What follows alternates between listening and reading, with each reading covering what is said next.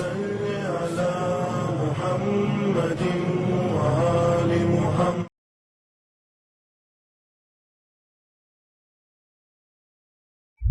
اعوذ باللہ من الشیطان الرجیم. بسم اللہ الرحمن الرحیم. استغفر اللہ ربی واتوب الیہ. ہم مسلمان ہیں، ہم اسلام پر عمل کرنے والے ہیں، ہم قرآن پر عمل کرنے والے ہیں. اگر ہم اپنے گزشتہ دور پر غور و فکر کریں تو ہمارا گزشتہ دور بہت اچھا تھا، مایہ افتخار تھا، اور سربلندی اس زمانے میں مسلمانوں کے حصے میں آئی. کیوں؟ اس لیے کہ وہ معاشرہ رسول خدا کے نظارت کے ذریعے رسول خدا کی نگرانی میں پروان چڑھ رہا تھا، اور رسول خدا کے بعد مولائے کائنات کی نگرانی میں وہ آگے بڑھا. مسلمانوں کا گزرا ہوا دور اتنا اچھا تھا کہ فکر کے اعتبار سے، مذہب کے اعتبار سے، لوگوں کو آپس میں جوڑنے کے اعتبار سے، آپسی اختلاف کو ختم کرنے کے اعتبار سے، تمام لوگوں کے لیے، تمام مذاہب کے لیے، تمام الگ الگ نظریات رکھنے والے افراد کے لیے نمونے عمل قرار پایا. اس لیے اس دور کی عظیم کتابوں کو اس زمانے کے دوسرے ممالک کے افراد نے ترجمہ کرایا، اور اس کتاب کو پڑھایا گیا، اور خود کو ان لوگوں نے تکامل اور ترقی یافتہ ثابت کرنے کے لیے ہر قدم اٹھایا. اس زمانے کی کتابیں لوگوں نے چھپوائیں اور خود اسے پڑھایا دوسرے مذاہب کے افراد. یعنی یہ کہا جا سکتا ہے کہ مسلمان گزشتہ دور میں لوگوں کے لیے باعث افتخار، نمونہ اور آئیڈیل کے طور پر پہچانا جاتا تھا. مگر زمانہ گزرا، اور اب جس زمانے میں ہم زندگی بسر کر رہے ہیں، یہاں پر مسلمانوں کے حالات ایسے ہیں کہ یہ اپنا آئیڈیل دوسرے ممالک، دوسرے مذاہب اور دوسری فکروں کو رکھنے والوں کو قرار دے رہا ہے. کیوں؟ اس لیے کہ اس کے پاس اب وہ قوت، وہ صلاحیت جو اس کے پہلے تھی وہ ختم ہو گئی. ہمیں اس بات پہ غور و فکر کرنا چاہیے کہ ہم اسلامی نظریات رکھنے کے بعد، ہم دین الہی رکھنے کے بعد، قرآن جیسی کتاب رکھنے کے بعد دوسروں کو اپنا آئیڈیل نہیں بنا سکتے. اور ان لوگوں کو جن لوگوں نے ہمیں ہی فالو کیا، ہماری ہی کتابوں سے خود کو اچھا بنایا، آج ہم ان سے سبق لیں.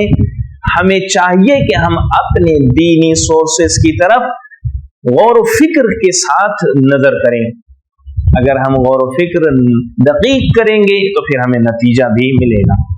آج کا انسانی معاشرہ، آج کا مسلمانوں کا معاشرہ ہر طرح کے فسادات میں الجھا ہوا ہے.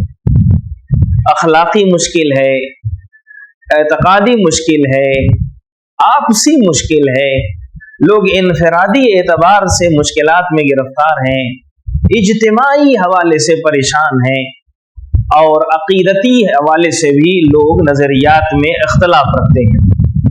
ایک انسان کا ذاتی طور پر عقیدہ اتنا خراب ہو گیا، ذاتی طور پر عقائد اتنے خراب ہو گئے، اخلاق اتنا خراب ہو گیا کہ نہ خود اچھا بن رہا ہے اور نہ اچھے لوگوں کی طرف جا رہا ہے، بلکہ معاشرے میں فساد کا ذریعہ بن رہا ہے، اور معاشرے کو اور سوسائٹی کو فساد کی طرف کھینچ کے لے جا رہا ہے.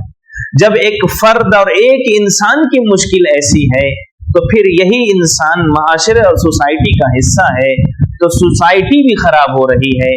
کل کے مقابلے میں آج دین پر اس طرح سے انسان غور و فکر نہیں کرتا، بلکہ دین کو ایک سائیڈ میں رکھے ہوئے اپنی دنیا کو بہت اچھا سمجھ رہا ہے. اور یاد رکھیے، جب ہم دنیا کی طرف قدم آگے بڑھائیں گے تو پھر دین اگر ہم نے چھوڑ کر دنیا کو آگے بڑھانے کا سوچا ہے تو پھر اس دنیا میں سوائے زوال کے اور کچھ حاصل نہیں ہوگا، سوائے پستی کے کچھ اور حاصل نہیں ہوگا.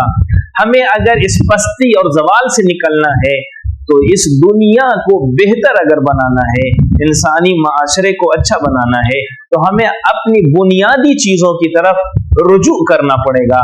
وہ بنیادی چیزیں قرآن ہیں، یا قرآن کے بعد بہترین کتاب جو انسانی معاشرے کو اچھا بنا سکتی ہے وہ ان کتابوں میں سے ایک اہم کتاب جس کو امیر المؤمنین علی ابن ابی طالب علیہ السلام کے اقوال سے بھرا ہوا دیکھیں گے وہ کوئی اور کتاب نہیں، قرآن کے بعد بہترین کتابوں میں سے ایک لاجواب کتاب جسے نہج البلاغہ کہا جاتا ہے، جس کو سید رضی نے جمع کیا اور بلاغت و فصاحت کے اعتبار سے لاجواب کلام، لاجواب کتاب، ہر باب میں، ہر فصل میں، ہر نامے میں، ہر حکمت میں، ہر خطبے میں ہزاروں راہ حل موجود ہیں کہ جب معاشرہ خراب ہو جائے تو اس کا راہ حل کیسے تلاش کیا جائے۔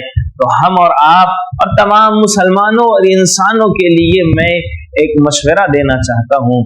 آج کا معاشرہ خراب ہے، آپ بھی گواہی دیتے ہیں، میں بھی گواہی دیتا ہوں، معاشرے میں ہر طرف سے فسادات ہیں، آپسی اختلافات ہیں، نظریاتی مشکلات ہیں اور بہت سی چیزیں پائی جا رہی ہیں۔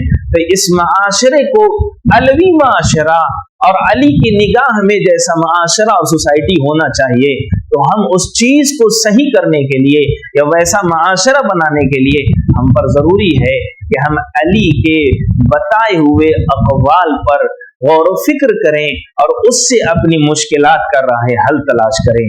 اس لیے ناظرین کرام، ہم آپ کے سامنے ایک سیریز لے کر آ رہے ہیں جس سیریز کے ذریعے معاشرے کی مشکلات کو دور کیا جائے، اس کی اخلاقی مشکلات کا راہ حل تلاش کیا جائے۔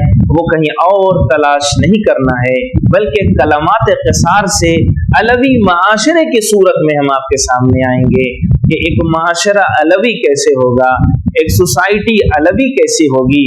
تو نہج البلاغہ کے اقوال کے ذیل میں، نہج البلاغہ کے کلمات قصار کے ذیل میں ایک علوی معاشرے کو دیکھیں گے کہ علوی معاشرے کی خوبیاں کیا ہیں، علوی معاشرہ کن برائیوں سے دور رہتا ہے اور علوی معاشرے کے اندر کون کون سی اچھائیاں ہونی چاہیے۔